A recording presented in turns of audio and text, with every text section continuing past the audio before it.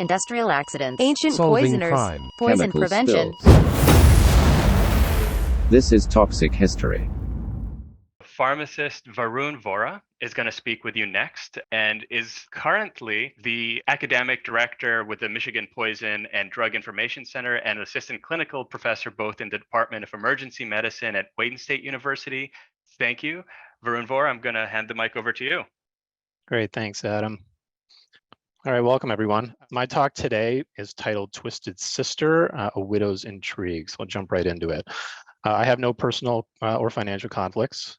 The objectives of this talk will be describing an infamous series of homicidal poisonings in Michigan, discuss the implicated agent's origins, its uses, pharmacology, toxicology, brief bit about how you'd manage such a toxin, and posit potential theories as to what led to these poisonings.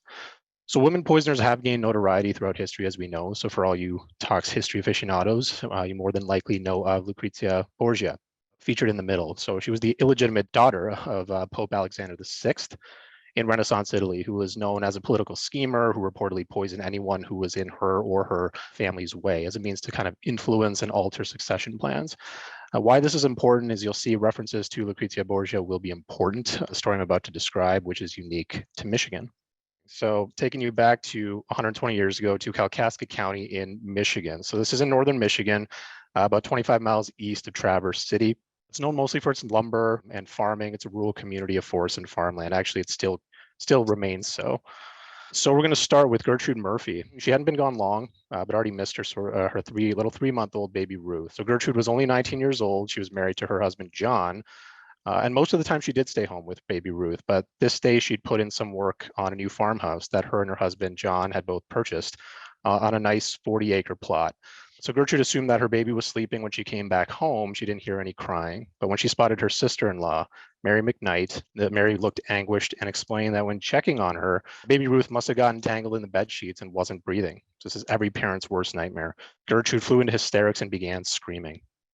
So as Gertrude was naturally hysterical, Mary decided to get Gertrude some medicine to help calm her nerves.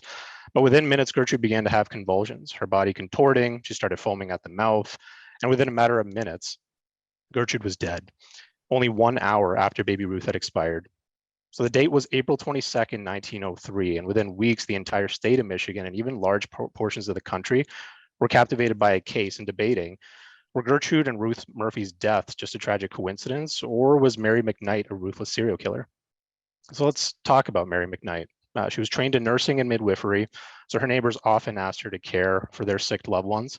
She came from an Irish family who emigrated to northern Michigan from Canada in the late 1800s, and they worked in lumber and farming. It was a really religious community back then, so people thought the Murphys were cursed. Mary had lost her father, her younger sister, 2 husbands, all 5 children, and now add in sister-in-law Gertrude and baby Ruth. Her first husband, James Ambrose, had a successful painting company. They had 5 kids. They lost 3 in infancy and 2 to diphtheria. And shortly after, her husband died under really mysterious circumstances. She then moved in with his business partner, Ernest McKnight, who was married at the time, but soon after Mary moved in, coincidentally, Ernest's wife suddenly fell ill and died. Ernest quickly fell for Mary and they got hitched, but then so happens, Ernest also died of some mysterious illness. So you would think this would leave Mary in pretty dire straits financially, but just so happens that both husbands' lives were insured for $2,000, which would be about the equivalent of $130,000 to $140,000 today. And she was also able to sell the land that the second husband, Ernest, owned. So she was doing okay. So now back to the deaths of Gertrude and baby Ruth mentioned from the outset. So no postmortem was ever conducted, with Ruth's cause of death listed as spasms and Gertrude's as a fatal epileptic fit brought on by shock of an infant's death. It was a traditional Irish wake, traditional Irish family. Gertrude was in the casket with her baby placed in her arms. So John Murphy, Mary McKnight's brother and Gertrude's husband, went from being a father and a husband to a childless widower in a matter of a day. He was naturally devastated, and he stayed with his sister Mary McKnight under her care. So John was a mess. He needed something to help calm him down, and Mary McKnight knew just the thing to help: some medicine. So shortly after John began convulsing, he had severe muscle contractions, his facial muscles were pulled back. Sounds familiar, right? Mary held his hand at the bedside and she was concerned as ever. So a neighbor, Joe Battenfield, he was called over to try and help, and he tried holding some camphor to John's nose. He tried a salt tablet. none of which helped. To which John, who was actually lucid during the entire time, said, "It's no good, Joe, I'm dying." John spasmed again and was dead within minutes. So Joe, the neighbor, he was puzzled how an entire branch of a family could be obliterated in the matter of a week and a half. Some people thought it was a lethal contagion, but something didn't quite sit right. And it turned out Joe wasn't the only curious one. Family physician turned coroner, Dr. Pearlie Pearsall, it's a great name, thought the same thing. He noticed really bizarre similarities between all three bodies as he was called to the house each time. So rigor mortis sets in after death, but typically disperses after some time. But what he noticed was that Gertrude's muscles stayed stiff even as she was being buried. And he also noted John's body being extremely rigid. And discussions with the undertaker revealed that they actually had to use all their strength to try and straighten the limbs. Something nagged Purcell, but he couldn't quite figure out why. He knew that John suffered from asthma his whole life, and his quote unquote attack looked awfully similar to what the family described up until his death.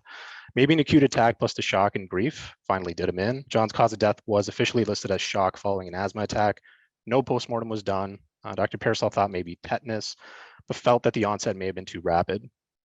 But Pearsall then remembered something that he'd seen, that same reaction in death before, back in medical school, when an instructor had the class watch the torturous death of a Newfoundland dog who had been poisoned for demonstration purposes.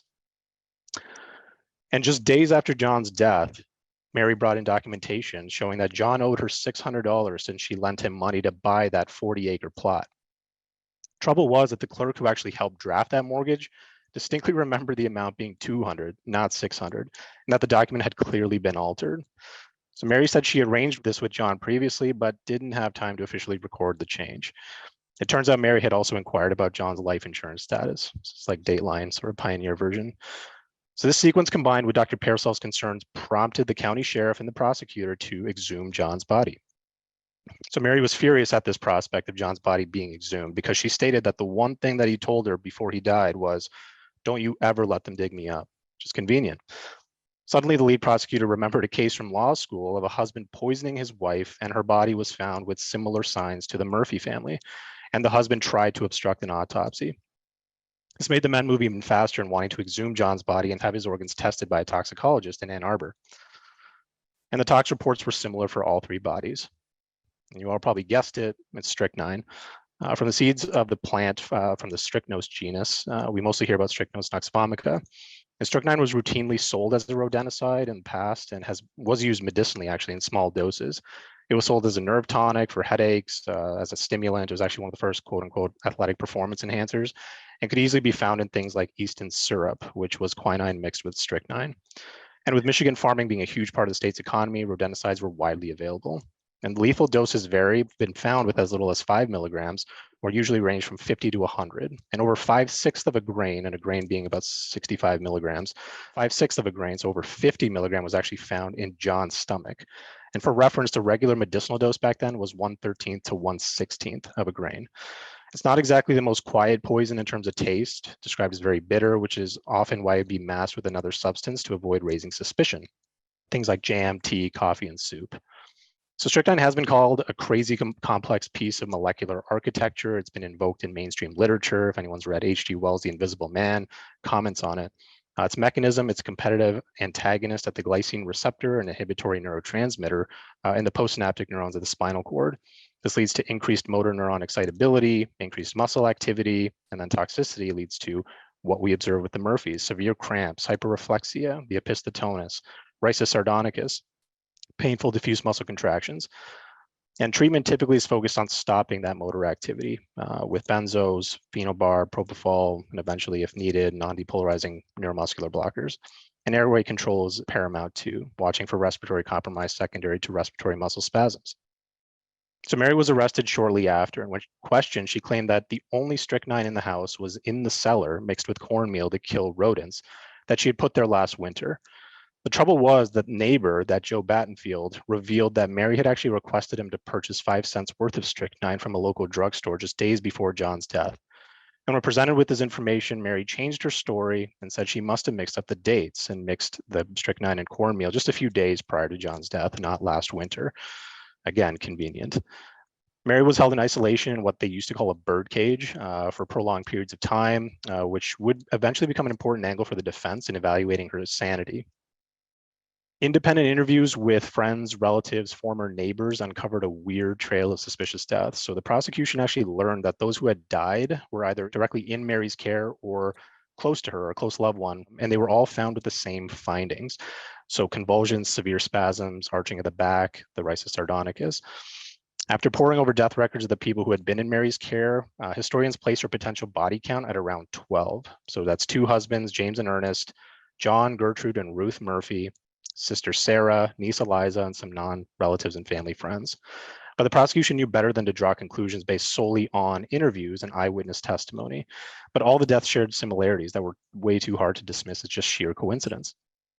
So Mary insisted she never meant any harm and admitted that she did mix strychnine with quinine into capsules to help soothe Gertrude and John's pain. This didn't add up. I mean, 1 capsule with a medicinal dose of strychnine would not have been enough to kill either Gertrude or John Murphy, especially based on the amount found in John's postmortem. She also initially claimed that nothing was given to the baby, but then with strychnine also being found in the baby, she then changed her story and said she meant to give the baby another medicine and must have grabbed the wrong medicine and claimed it was all a big misunderstanding and accident. Trouble was that no quinine was actually found anywhere in the bodies. So the prosecutor could believe she accidentally overdosed 1, but not all 3. And it was strychnine that killed the 3 Murphys. Mary just admitted to giving it to them as well. And she just confessed to a triple murder, kind of in a roundabout way, but no one else was there to witness this statement to the prosecutor. So the prosecutor asked if she'd be willing to put this in pen to paper and sign it. But what the prosecutor failed to do was mention Mary's explanation about the mix-up of the drug packages for the death of baby Ruth Murphy. So it suggested that she actually willfully gave her poison. And this would eventually play a major role in the tone of the subsequent media coverage and public's perception of Mary McKnight, who was a middle-aged widow who was about to become a nationwide news sensation. So Mary was a fixture on front pages across the state, Detroit Free Press, even headlines ran nationally in the Washington Post and the New York Times. And remember Lucrezia Borgia, the political poisoner from Renaissance Italy. Mary McKnight was actually given the moniker the Michigan Borgia. She technically never admitted to murder, but reporters followed that prosecutor's released alleged confession statement and condemned her as a triple murderess anyway. Things started spiraling down quickly for Mary. Her reaction to the news of her alleged confession was denying that she made any statement at all. This may have been a potential strategy from the defense as well, of again raising issue of her sanity, saying that she could not have been held responsible because of her deteriorating mental state in isolation, as well as grieving the loss of her family or her loved ones. She then claimed she had been using strychnine for years, so it's plausible that she may have developed some physiological tolerance that would have been potent or lethal for naive individuals like John Murphy. She then went on about having wanted to commit suicide for years and that her intent was truly to help the Murphys, but the loaded capsules that were given to them were too potent and initially intended for her. The prosecution saw this as a lame attempt to undo her statements. It was a clever move to cast doubt on premeditation. The defense could claim that Mary accidentally fed John Murphy a massive dose from the loaded capsule intended for herself. It could also be used as a prelude to her insanity plea. So with the headlines and notoriety, Mary already seemed guilty by the court of public opinion. The defense team didn't think she'd get a fair trial and were able to move the case to a nearby county, with the biggest city being Cadillac. Unfortunately, this was kind of a lateral move since Cadillac had large newspapers which covered this case in great detail. Jurors deliberated with motive when they started. 5 voted to acquit because, quote, she just didn't seem like a killer, end quote. And when Mary McKnight was taken into custody, initially she was described as a physically healthy woman, even plump. In the weeks, I guess that was a compliment. In the weeks it took before going to trial, she lost a bunch of weight because she eventually stopped eating.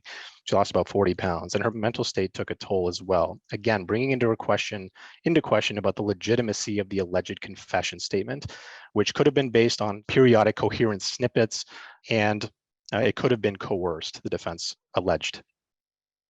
But the evidence was too compelling, and the jury reached a consensus and found Mary McKnight guilty of murder by poison. Her defense worked to portray, again, her as mentally unstable, but the jury didn't buy it enough at least to change the conviction, and she was sentenced to life in prison. She served 18 years, and the state parole board decided Mary had served enough, and in June 1920, she was released from the Detroit House of Corrections. And the world was a vastly different place than you can imagine in 1920s Detroit.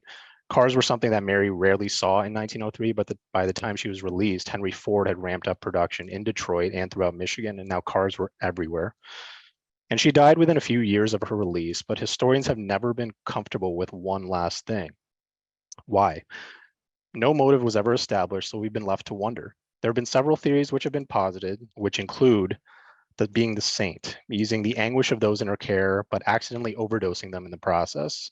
But she was a nurse, and the amount found in the bodies didn't make sense. There was the theory of twisted envy, some sort of morbid envy for the family that she could never have. And there was the mercenary motive, which is what the prosecution put forward, of her collecting the money from husbands and the land, taking out John Murphy and his heir to inherit their land and funds. There's also the malignant hero. So this is essentially a caregiver who manufactures illnesses and craves the attention they get by saving the sick and being considered a hero. But there's no evidence that she ever tried to save any of these people. Could she have been a sadist and sociopath with a God complex, feeling the power that she had with those under her care and sometimes taking pleasure in taking lives? And the weirdest one of them all is that Mary loved funerals. She had this black taffeta dress, which she always wore to nice or formal occasions. Irish wakes were a big deal back then, a really large event, and women played a significant role. So people thought that with no immediate family of her own, she just wanted to belong and produced reasons for producing funerals. Nonetheless, we're only left to speculate, but references to this case still pop up from time to time in Michigan as one of the first to truly stun the state in terms of its notoriety and the attention that it gained. And Mary McKnight is now known as the Strychnine Saint.